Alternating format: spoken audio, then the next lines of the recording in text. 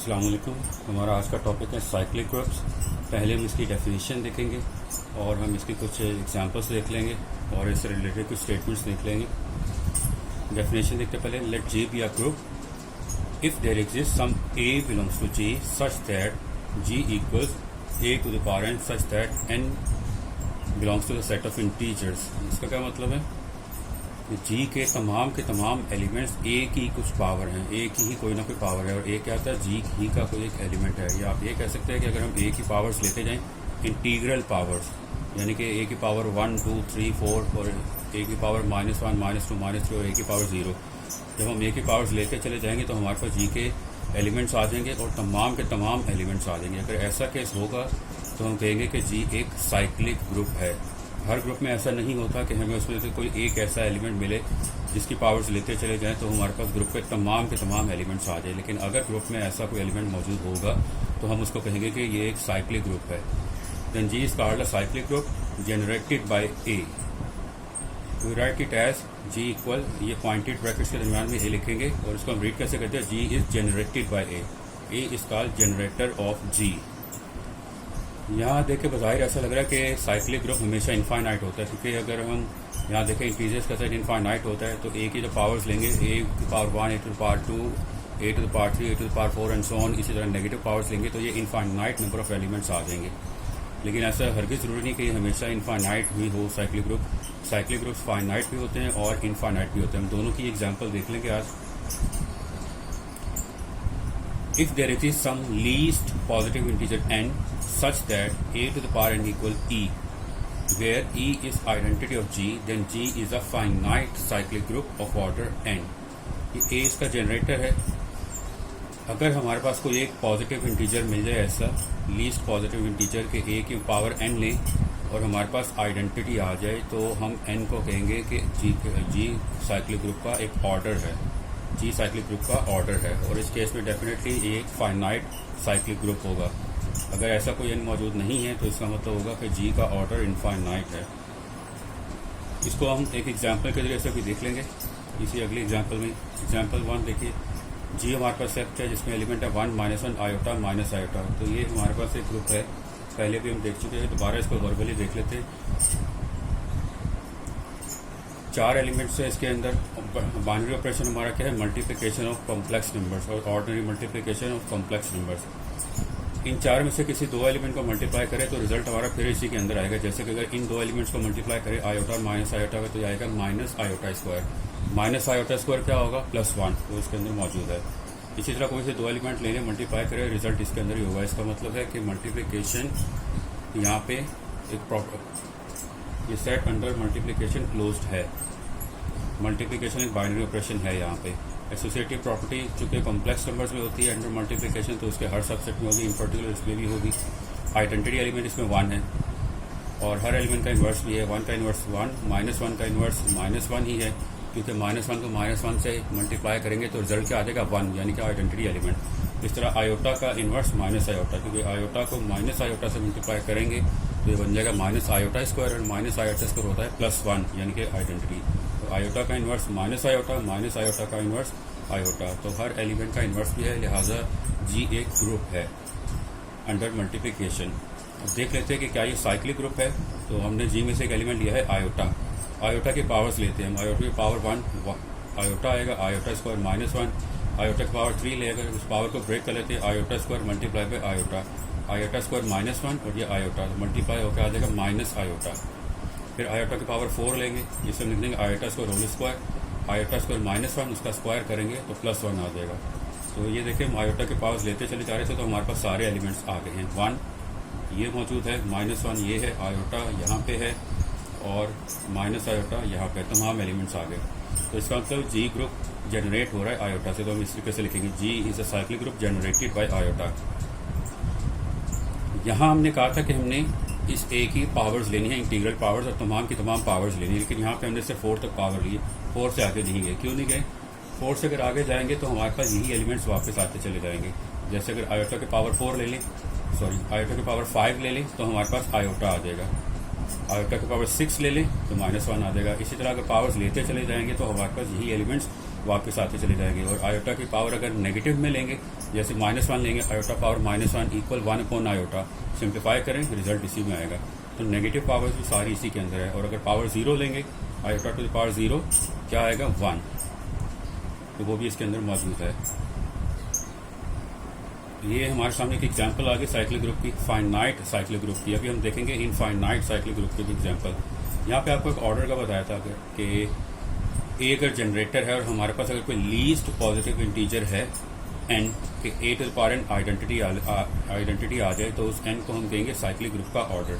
इस केस में देखिए आयोटा हमारे पास इसका जनरेटर है, आयोटा की पावर अगर हम 4 लें तो ये 1 आ जाएगा। तो वैसे अगर आयोटा की पावर 8 लें तब भी 1 आएगा, आयोटा की पावर अगर 12 लें तब भी 1 ही आएगा। लेकिन हमने कहा लीस्ट पॉजिटिव इंटीजर जिसके ऊपर हमारे पास आइडेंटिटी आती है, तो लीस्ट इसमें 4 है, तो इस साइक्लिक ग्रुप का ऑर्डर 4 होगा। तो उसमें देखिए एलिमेंट 4 ही हैं, 1 2 3 4 ही एलिमेंट्स हैं। अच्छा, यहाँ पे हमने देख लिया कि जी जनरेट हो रहा है आयोटा से। अब हम चेक करते हैं कि क्या ये आयोटा के अलावा किसी और एलिमेंट से भी जनरेट हो रहे हैं, तो हम माइनस आयोटा ले रहे हैं यहाँ से। एक माइनस आयोटा बिलोंग्स टू जी। अब हम माइनस आयोटा के पावर्स लेते चले जाते हैं। माइनस आयोटा के पावर पहले 1 लेंगे तो माइनस आयोटा, इसकी पावर 2 लेंगे तो -1 आ जाएगा हमारे पास। माइनस आयोटा की पावर 3 लेंगे तो आयोटा आएगा, माइनस आयोटा की पावर 4 लेंगे तो हमारे पास 1 आ जाएगा।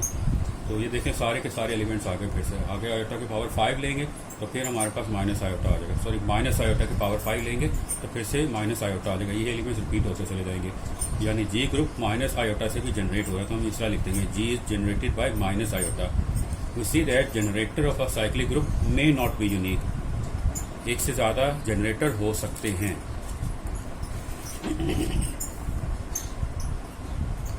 If A belongs to G, G क्या है group, is a generator of G, then A inverse is also a generator of G.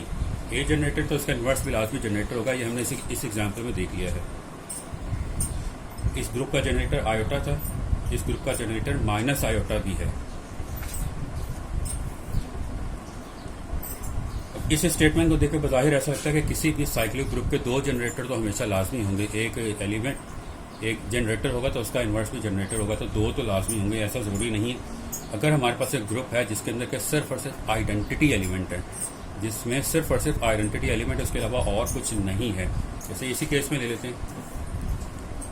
इसका अगर हम एक सब ग्रुप लें जिसमें सिर्फ 1 है, तो वो एक अपने का ग्रुप भी होगा डेफिनेटली, और वो एक साइक्लिक ग्रुप है जो कि 1 से जनरेट हो रहा है। तो उसका जनरेटर क्या है 1, और अभी हमने कहा कि इसका इन्वर्स भी इसका जनरेटर होगा, तो 1 का इन्वर्स क्या 1 ही है। तो इस साइक्लिक ग्रुप का जनरेटर सिर्फ और सिर्फ 1 है। यानी कि अगर ऐसा ग्रुप हो हमारे पास जिसमें सिर्फ आइडेंटिटी एलिमेंट है, तो वो हमेशा एक साइक्लिक ग्रुप होगा और उसका जनरेटर सिर्फ एक ही होगा। लिहाजा साइक्लिक ग्रुप का जनरेटर यूनिक भी हो सकता है और यूनिक नहीं भी हो सकता। एवरी सब group of a cyclic group is also a cyclic group. किसी भी साइक्लिक ग्रुप के जितने भी सब ग्रुप्स हैं सब के सब साइक्लिक होंगे लाजमी। इसको हम वेरीफाई कर लेते हैं एक एग्जाम्पल के जरिए से। इंटीजर्स का सेट है, अंडर एडिशन एक ग्रुप होता है। कैसे होता है, 2 इंटीजर्स को लेके ऐड करेंगे तो रिजल्ट फिर से एक इंटीजर ही आएगा। और इंटीजर्स के अंदर अंडर एडिशन एसोसिएटिव प्रॉपर्टी होती है, हम क्लास 8-9 से ही पढ़ते हुए चले आ रहे हैं। और हर एलिमेंट का इन्वर्स भी है, जैसे कि 3 का इन्वर्स क्या होगा -3। याद रखिएगा 3 का इन्वर्स 1/3 नहीं होगा। 1/3 कब होगा, अगर हमारा बाइनरी ऑपरेशन मल्टीप्लिकेशन होगा, ये एडिशन है। तो 3 का इन्वर्स -3। इसी तरह -100 का इन्वर्स +100। हर एलिमेंट का इन्वर्स भी इसके अंदर मौजूद है। आइडेंटिटी एलिमेंट 0 इसके अंदर मौजूद है। तो ये ग्रुप है अंडर एडिशन। देखते हैं कि साइक्लिक ग्रुप है या नहीं। Take 1 belongs to the set of integers. हम ये क्लेम करेंगे कि 1 इसका एक जनरेटर है। कैसे है, 1 की पावर 1 लें तो 1 आएगा। 1 स्क्वायर लेंगे, 1 स्क्वायर का मतलब क्या होगा कि 1 को हमने 2 टाइम्स ऑपरेट करना है अपने साथ, ठीक है। और ऑपरेट करने का मतलब बाइनरी ऑपरेशन एडिशन है, तो मतलब कि 1 को 2 टाइम्स ऐड करना। 1 स्क्वायर इक्वल 1 + 1, तो ये आ जाएगा 2। इसी तरह 1 क्यूब इक्वल 1 + 1 + 1, तो ये आ जाएगा 3 एंड सो ऑन। तो ये आपको नजर आ रहा है कि अगर हम पॉजिटिव पावर्स लेंगे तो हमारे पास सारे के सारे पॉजिटिव इंटीजर्स जनरेट हो जाएंगे, 1 2 3 4 and so on. Negative powers लेके देखते हैं। 1 टू द पावर -1, इसका मतलब क्या है 1 का इन्वर्स। तो 1 का एडिटिव इन्वर्स क्या है -1। -1 पावर हमने ले लिया। अब हम लेते हैं -2 पावर, 1 टू द पावर -2। इसको हम इस तरह लिख सकते हैं 1 टू द पावर -1 और 2 पर इस -2 को हमने ब्रेक करके लिख दिया इसमें। अब ये है 1 का एडिटिव इन्वर्स, 1 का एडिटिव इन्वर्स -1, और ऊपर ये स्क्वायर ऐसे ही रहेगा।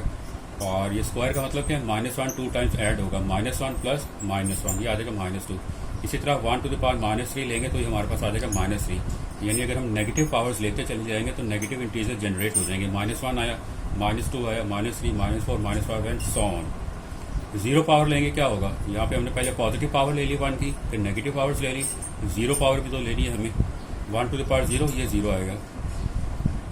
हम लोग तो आज तक यही पढ़ते हैं कैलकुलस में कि किसी नंबर की पावर, नॉन जीरो नंबर की पावर अगर हम 0 लेंगे तो 1 आएगा, कि यहाँ पे 0 आ रहा है। एक्चुअली होता क्या, ये ग्रुप है जी, इसका कोई एक एलिमेंट लें, कोई सा भी एक एलिमेंट लें, इसकी पावर अगर 0 लेंगे तो आइडेंटिटी एलिमेंट आएगा। 0 पावर लेंगे तो 1 नहीं आएगा बल्कि आइडेंटिटी आएगा। तो जो कैलकुलस में हम लोग पढ़ते हैं 1, वो 1 क्यों आ रहा होता है, क्योंकि हमारा बाइनरी ऑपरेशन वहाँ पे मल्टीप्लिकेशन होता है। मल्टीप्लिकेशन होता है तो मल्टीप्लिकेटिव आइडेंटिटी आ जाती है जो कि 1 होता है। अब यहाँ पे हमारे पास क्या आएगा, इस केस में 1 टू द पावर 0 आइडेंटिटी आ जाएगी इस ग्रुप की, और इस ग्रुप की आइडेंटिटी क्या है, 0 है। तो ये देखिए हमारे पास इंटीजर्स का सेट जनरेट हो गया है 1 से। यहाँ पे लिख सकते हैं we that z is generated by 1।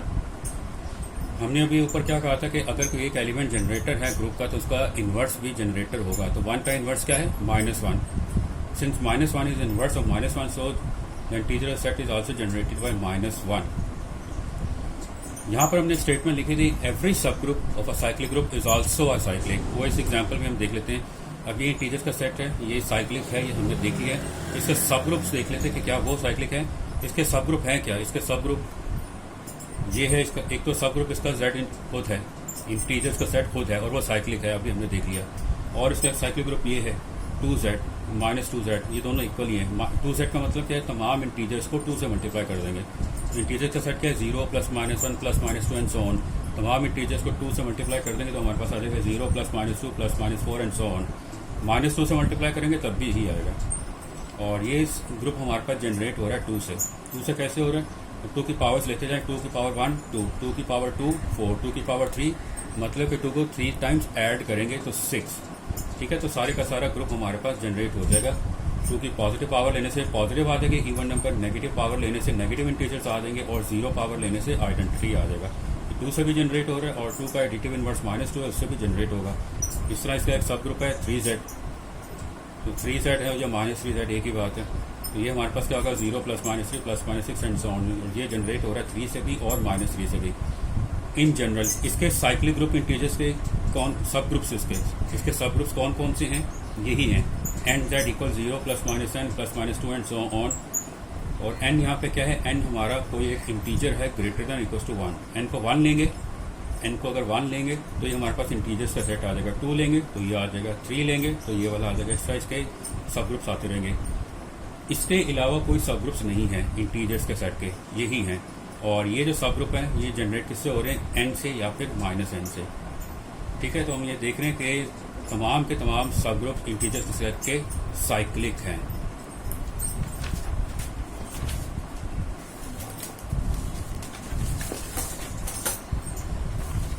एक और हम एग्जाम्पल देख रहे हैं यहाँ पे, if G is a group such that all its proper subgroups are cyclic, then G need not to be cyclic. G group है तो कैसा ग्रुप है कि इसके तमाम प्रॉपर सब ग्रुप्स साइक्लिक हैं। तो ज़रूरी नहीं कि G खुद भी साइक्लिक हो। प्रॉपर सब ग्रुप का मतलब क्या है, G के सब ग्रुप जितने भी हैं, सबसे पहले सब ग्रुप कौन सा होता है, G खुद होता है। G अपना ही सब ग्रुप है, लेकिन ये कहलाता है इम्प्रॉपर सब ग्रुप। हम इम्प्रॉपर सब ग्रुप की यहाँ पे बात नहीं कर रहे, हम ले रहे हैं सिर्फ और सिर्फ इसके प्रॉपर सब ग्रुप। अगर वो सब के सब साइक्लिक हैं तो जहन में फौरी आता है कि शायद G खुद भी साइक्लिक होगा, लेकिन G का साइक्लिक होना हरगिज़ ज़रूरी नहीं है। ये इस एग्जाम्पल के लिए देख लेते हैं। ये हमारे पास एक सेट है EABC, बहुत फेमस एग्जाम्पल है, पहले भी हम कर चुके हैं। इसके ऊपर एक बाइनरी ऑपरेशन हम डिफाइन कर रहे हैं, ये कॉम्पोजिट टेबल के जरिए बता रहे हैं। EABC E को एलिमेंट से मल्टीप्लाई करेंगे तो ये एलिमेंट वापस आ जाएंगे सारे, लेफ्ट से मल्टीप्लाई करें या राइट से करें। A को A से मल्टीप्लाई करेंगे तो E आएगा, B को B से तो E, C को C से करेंगे तो E आ जाएगा। A को अगर B से मल्टीप्लाई करेंगे तो C, A को C से मल्टीप्लाई करेंगे B। अब यहाँ पे जहन में आ सकता है कि A को B से मल्टीप्लाई करने से C ही क्यों आ रहा है, कुछ और क्यों नहीं आ रहा, कुछ और भी आ सकता है, बिल्कुल आ सकता है, वो कोई और बाइनरी ऑपरेशन बन जाएगा। किसी एक सेट के ऊपर कोई एक बाइनरी ऑपरेशन नहीं बनता, बल्कि बेशुमार बाइनरी ऑपरेशंस बन सकते हैं। हमने यहाँ पे एक पर्टिकुलर तरह का लिया हुआ है बाइनरी ऑपरेशन। किस तरह का लिया हुआ है कि किसी भी एलिमेंट को खुद से मल्टीप्लाई करेंगे तो ई आ रहा है, बाद में हम क्लेम करेंगे कि ई आइडेंटिटी एलिमेंट है। किसी भी एलिमेंट को खुद से मल्टीप्लाई करेंगे तो ई आ रहा है, ए को ए से करेंगे ई, बी को बी से करेंगे ई, सी को सी से करेंगे ई, और ए बी सी में से कोई से दो एलिमेंट को मल्टीप्लाई करेंगे तो तीसरा आ जाएगा, चाहे लेफ्ट से करें या राइट से। ए बी ए और बी को मल्टीप्लाई करेंगे तो सी आ जाएगा, जैसे ये लिखा हुआ है यहाँ पे ए और बी को मल्टीप्लाई करें सी, बी और ए को मल्टीप्लाई करें सी। इसी तरह बी सी को मल्टीप्लाई करेंगे तो ए आ जाएगा। तो ये हमने बाइनरी ऑपरेशन डिफाइन कर दिया है। ये एसोसिएटिव भी होता है, इसको आप चेक कर सकते हो दोबारा से। ई इसमें आइडेंटिटी एलिमेंट है और हर एलिमेंट का इन्वर्स भी है। ए का इन्वर्स ए खुद है, बी का इन्वर्स बी खुद है, सी का इन्वर्स सी खुद है। Every element is self invertible. ये हमारे पास एक ग्रुप है, इसको हम कहते हैं फोर ग्रुप, और भी इसके नाम हैं। अब देखते हैं इसके सब ग्रुप्स देख लेते हैं। इसका एक सब ग्रुप तो ये है ई ए, इसको आप चेक कर सकते हैं बड़ी आसानी से कि इसका सब ग्रुप है या नहीं। सबसे पहले इसमें बाइनरी ऑपरेशन है या नहीं। ई को ई से मल्टीप्लाई करेंगे तो ई ही आएगा, इसी के अंदर रिजल्ट है। ए को ए से करेंगे तो ई आएगा, इसी के अंदर है। ई को ए से मल्टीप्लाई करेंगे तो वो ए आएगा, इसी के अंदर है। तो बाइनरी ऑपरेशन तो इसमें है, आइडेंटिटी एलिमेंट इसमें है, हर एलिमेंट का इन्वर्स भी है। ई का इन्वर्स ई और ए का इन्वर्स ए। तो ये हमारे पास एक ग्रुप है और ये जनरेट हो रहा है ए से।